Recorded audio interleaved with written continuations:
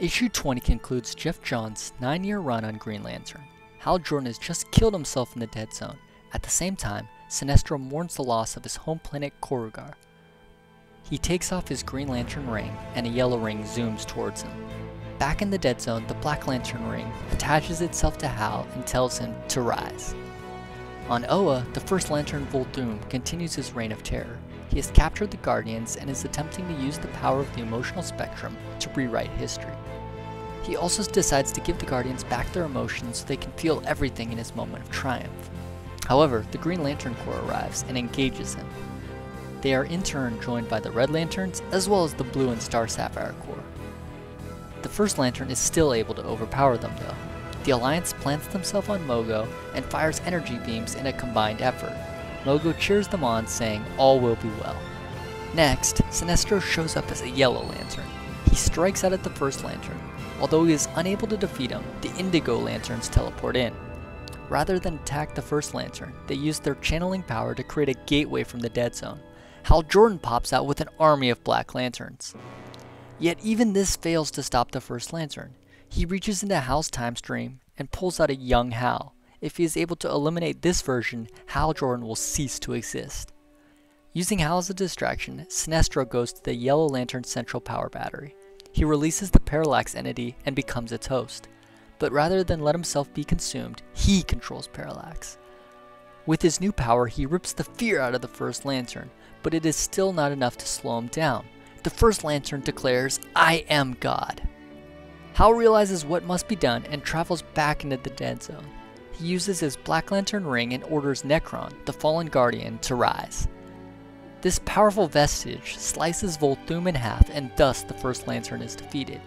Hal approaches his younger self and comforts him. This pure life energy is able to remove the death from him, and Hal Jordan once again becomes a Green Lantern. Hal embraces Carol, and Guy Gardner declares that the Green Lantern Corps are the winners. But things aren't finished just yet. With Sinestro reactivating the Yellow Lantern, the Sinestro Corps is repowered and ready to fight.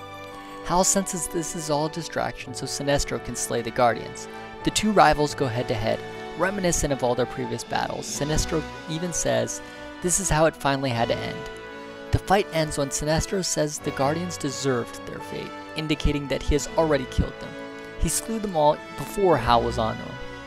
As Sinestro prepares to leave, Hal asks him if they were truly ever friends. Sinestro tells him that they will always be friends.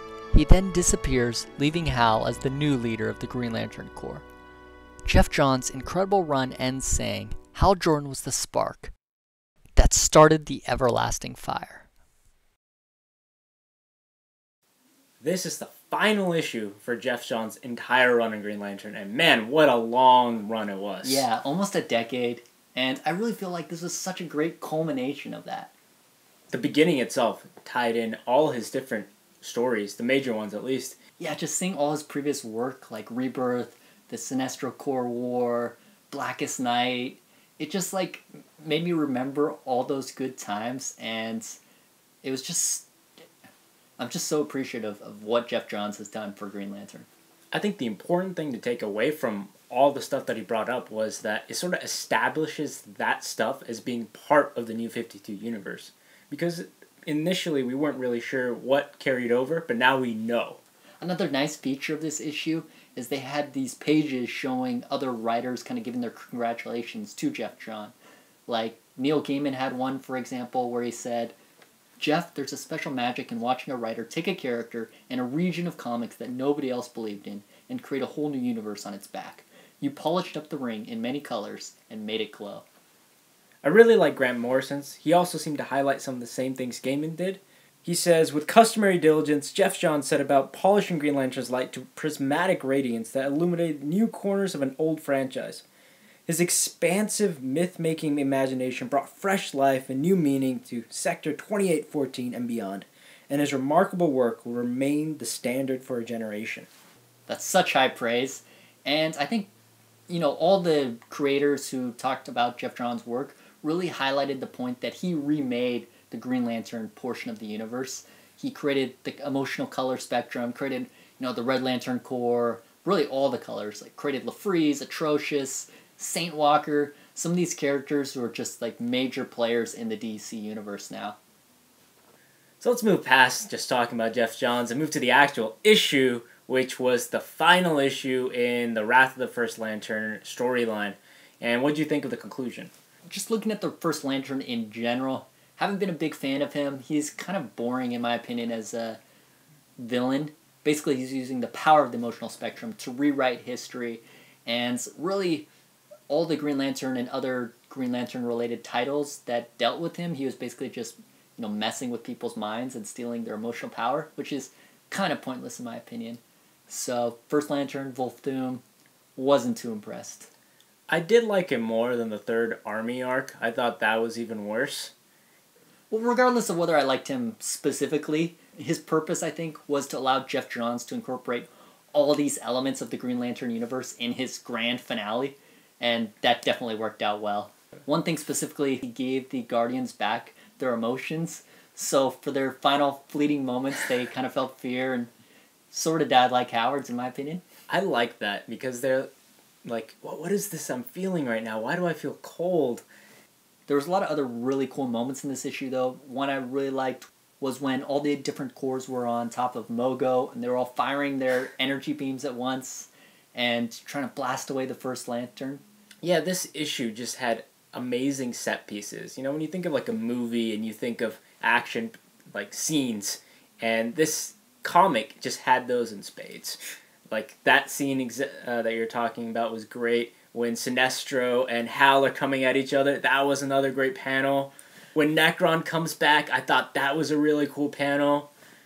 Speaking of Necron, Hal Jordan also became the Black Lantern in this issue, which fulfilled the Book of Black's prophecy that Hal Jordan would be the greatest Black Lantern ever. And the fact that he did bring back Necron was another Geoff Johns piece, but he built him up during Blackest Night, and so it's kind of cool that he brought him back. But Hal Jordan really turned out to be a short-lived Black Lantern. Well, obviously he can't stay dead. It was kind of corny though how it was like his younger self talking to him that allowed him to, eliminate the death part of him and become a Green Lantern again. Yeah, that was pretty damn corny, especially the fact that the kid sees Hal and says, "Oh, my dad's here." It's like, you resemble your dad so much. I'm sure that meant a lot to Hal. Sinestro also had a huge part in this finale, and he almost got as much glory as Hal himself. After losing his home planet in the previous issue, he's gone back to his yellow, fear-based lantern, and in this issue specifically, he takes over the entity of Parallax. Sinestro was such a badass in this. When he takes him over, he says, "You're not going to control me, I'm going to control you," and I thought that was just badass. And of course, once Sinestro was Parallax, he had to use that power to kill the Guardians, because that's what you do when you become Parallax. Though he leaves one alive for Atrocious and leaves Ganthet alive. So, by leaving Ganthet alive, he shows mercy, and then he also throws a bone towards the Red Lanterns. And Atrocious has spent, eons trying to avenge his family, who were killed by the Manhunters, so it would have been kind of a dick move to steal that from him. There was actually a lot of moments in this issue where everybody's trying to kill the Guardians, and, some people are actually trying not to kill the Guardians, but, I think when the Indigo Lanterns show up actually to kill the First Lantern, Sinestro's like, "Back off, this is my kill." So everybody's fighting over kills the entire issue. Everyone just wants closure. It just shows how much the Guardians have affected and tormented these people, that they created so many enemies in the people they entrusted with power. Or a lot of the people that they entrusted with power. Another moment that sort of moved me in this issue was the final kind of talk between Hal and Sinestro. And at first they're fighting, and once Hal realizes the Guardians are dead, he's like, "Man, this sucks, but I really don't want to give up on you, Sinestro. I just can't give up on you." And even though they've been arch enemies for almost their entire comic history, they still, at a certain level, respect each other. The sad thing is, Sinestro himself doesn't think he can be saved. Hal and Sinestro have a final moment where Hal asks him, "Were we ever truly friends?" And then Sinestro responds, "That's the tragedy of all this, Jordan. We'll always be friends." What I like about that scene is he actually calls him Hal And he never does that. Yeah, so it shows they finally moved past everything. But it's kind of bittersweet because, then Sinestro's going into like a self-exile. So moving past Sinestro, let's look at the immediate fallout from this event. I think one of the most important things is Hal is now in charge of the Green Lantern Corps.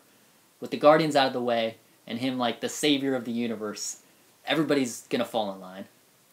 He's got way more responsibility now. And now it's a bit more of a good excuse for him not to be in the Justice League. He's got a lot more on his plate. Another interesting aspect of this issue is that it's all told from the far future to a new Green Lantern recruit who's looking in the Book of Oa. And what did you think of them telling the story in this way? I kind of liked it because, one, it helped establish continuity because he was able to go over backstory very effectively and it made sense within the comic. And for new readers who come in the New 52, when that began, they get to see the past stuff that they otherwise wouldn't have known.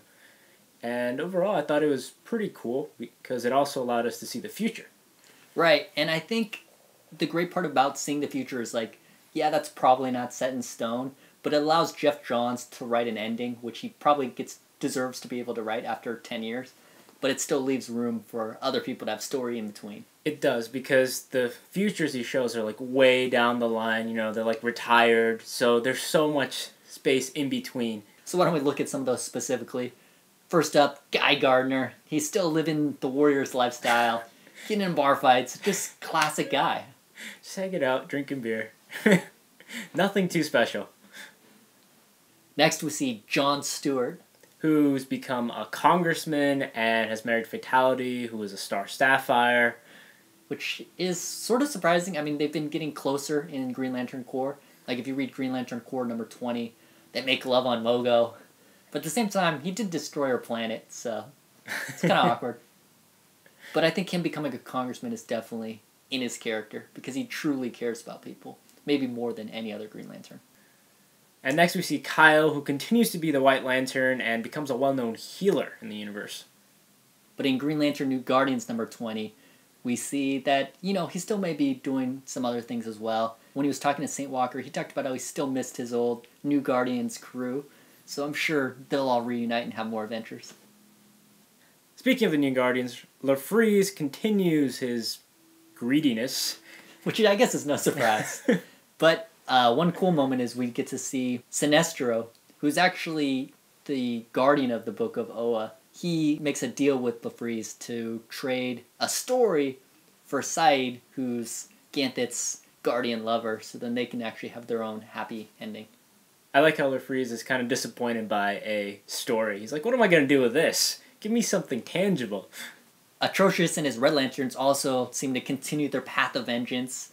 In Red Lanterns number 20, Atrocious finally avenges his family, and he kills the Guardian, the one Sinestro left for him. But that doesn't quell his rage. His core is still going strong. Next we see St. Walker and the Blue Lanterns, who just continue to provide hope in the universe. And of course, as we said earlier, the Yellow Lanterns exiled themselves into deep space, and Sinestro presumably lived an unknown rest of his life, where he contained the Parallax entity.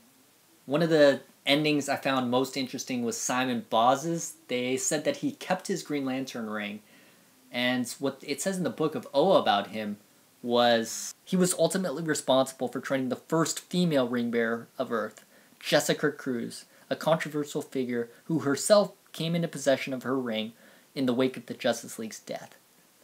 And the last feature we see is Hal's, and it's a very nice one because he marries Carol and they live just a happy life together. Happily ever after. But what I really love is just the final scene of this issue, where it shows a scene of Hal getting his ring when Abin Sur crashed on Earth, and it says Hal Jordan was the spark, and then we turn the page, and it finishes it saying, that sparked the everlasting fire. And it depicts everything that Geoff Johns has created in his Green Lantern run over the last 10 years. The emotional spectrum, the entities, everything. And it's just such a fitting ending. On that note, how would you grade this last issue?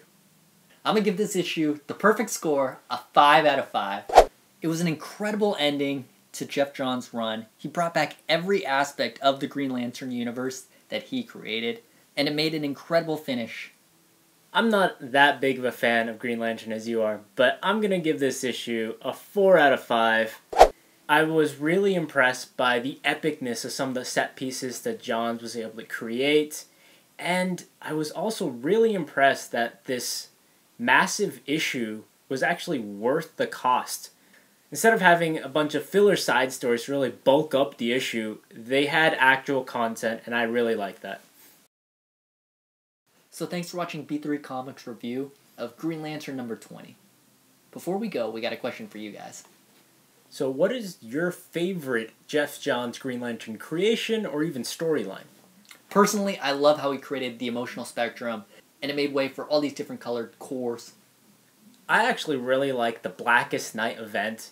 I mean, who doesn't like black rings just spewing from Bruce Wayne's head? We want to know your guys' answer as well, so leave that below in the comments. And if you like our video, please give us a thumbs up and share it with your friends.